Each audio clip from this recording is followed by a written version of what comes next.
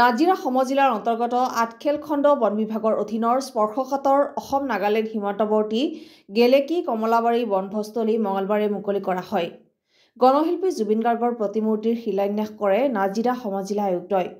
সদৌ অসম ক্ষুদ্ৰ চাহ খেতিয়ক সন্থা শিৱসাগৰ জিলা সমিতিৰ উদ্যোগত স্থাপিত প্ৰতিমূৰ্তিৰ শিলান্যাস কৰে নাজিৰা সমজিলা আয়ুক্ত শ্ৰীযুক্তা প্ৰতিভা মেশ্ৰামে। ঋতু অনুসৰি শৰৎকালৰ আগমন আৰু নৱবৰ্ষৰ প্ৰাক্ষণত বনভোজ প্ৰেমীৰ বাবে ই এক আশাৰ বতৰা হৈ পৰে। নতুন বছৰটোৰ প্ৰথম আৰু শেষৰ ফালে বনভোজৰ বাবে সময় উচিত হৈ পৰে, যাৰ বাবে এই সময়ছোৱাত বনভোজস্থলীসমূহত বিভিন্ন বনভোজ দলসমূহে ভিৰ কৰা পৰিলক্ষিত হয়। বনভোজস্থলীখন অতি স্পৰ্শকাতৰ অথবা সংৰক্ষিত বনাঞ্চল হোৱা হেতুকে বিশেষকৈ ইয়াত থকা সেউজীয়া মূল্যৱান গছ-গছনি, ফল-মূলৰ পৰা ঔষধি গুণসম্পন্ন প্ৰতিজোপা গছেই উপলব্ধ। প্ৰাকৃতিক সম্পদৰে ভৰপূৰ হৈ থকা গেলেকী সংৰক্ষিত বনাঞ্চলখন ক্ৰমাৎ বেদখলৰ কবলত পৰা ৰাইজে প্ৰত্যক্ষ কৰিছে, যাৰ বাবে বনাঞ্চলখনলৈ চৰম ভাবুকি আহি পৰিছেহি। যদিও এচাম দুষ্কৃতিকাৰীয়ে দীৰ্ঘদিনে ইয়াৰ পৰা পাহাৰীয়া বাঁহ, মূল্যৱান কাঠকে ধৰি বনজ সম্পদসমূহৰ চোৰাং সৰবৰাহ অব্যাহত ৰাখিছে, বনাঞ্চল আৰু জলাশয় সংৰক্ষণ কৰা অসম চৰকাৰে গেলেকী সংৰক্ষিত বনাঞ্চলখন সংৰক্ষণ কৰি বন্যপ্ৰাণীসমূহক সুৰক্ষিত কৰিব পাৰিবনে? বৰ্তমান সময়ত এক প্ৰশ্নৰ বিষয় হৈ পৰিছে, নে এচাম মুনাফালোভী চক্ৰৰ হাতত পৰি গেলেকী সংৰক্ষিত বনাঞ্চলখন ধ্বংসৰ গৰাহত পৰি কালৰ বুকুত নিঃশেষ হৈ যাব। এতিয়া ৰাইজৰ চৰকাৰলৈ প্ৰশ্ন, যি সময়ত ৰাজ্যত বনাঞ্চল আৰু জলাশয়সমূহ সংৰক্ষণৰ বাবে সন্দেহযুক্ত লোকক উচ্ছেদ কৰা হৈছে, ঠিক তেনেক্ষণত খন্তেকীয়া আনন্দ উপভোগৰ বাবে কেনেকৈ চৰকাৰী নাজিৰা সমজিলা আয়ুক্তৰ তৎপৰতাত গেলেকী সংৰক্ষিত বনাঞ্চলৰ ভিতৰত এইদৰে বনভোজস্থলী প্ৰশাসনে মুকলি কৰিছে, সেয়া ৰাইজ আৰু সচেতন মহলৰ মাজত চৰ্চাৰ কেন্দ্ৰবিন্দু হৈ পৰিছে। আনহাতে সকলো নীতি নিয়মৰ মাজেৰে পূজা অৰ্চনা কৰি ডাঙৰীয়া পুখুৰীত দুটাকৈ হাঁহ মুকলি কৰি শুভাৰম্ভ কৰিলে কমলাবাৰী বনভোজস্থলী।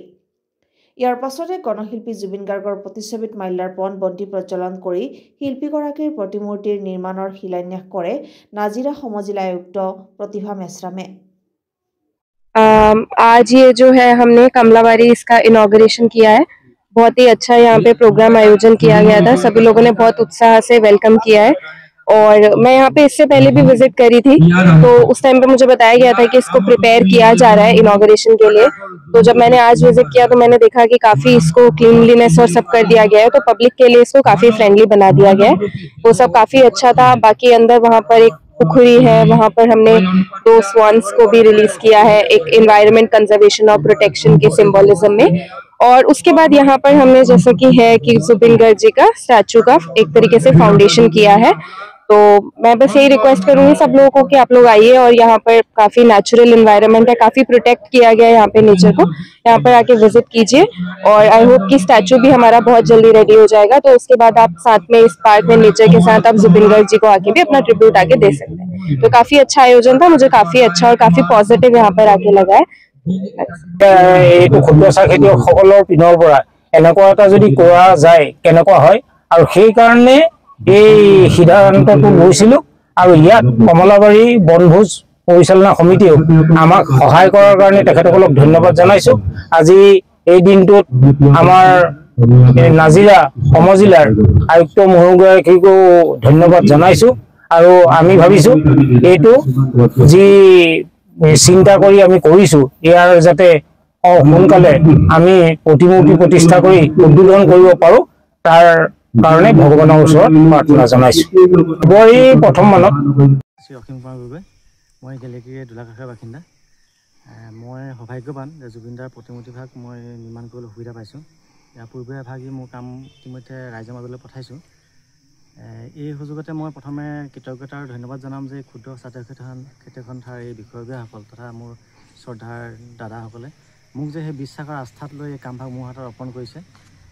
মই তেনেকৈ আৰু এজন সহযোগী লৈ আমি পূৰ্ণ উদ্যমেৰে কামবিলাক কৰি আছোঁ দিনে ৰাতি। আমি খুব সম্ভৱ ডিচেম্বৰ লাষ্টলৈ আমি মূৰ্তিভাগ সম্পূৰ্ণ কৰি ল'বলৈ সক্ষম হ'ম। আচলতে প্ৰকৃততে ইয়াৰ মূল্য বুলি ক'বলৈ গ'লে বহুত তেনেকৈ কিবা বহুত হয়, কিন্তু জুবিনদাৰ প্ৰতিটো কামেই মই এটা মিনিমাম পাৰিশ্ৰমিকত কাম কৰিছোঁ।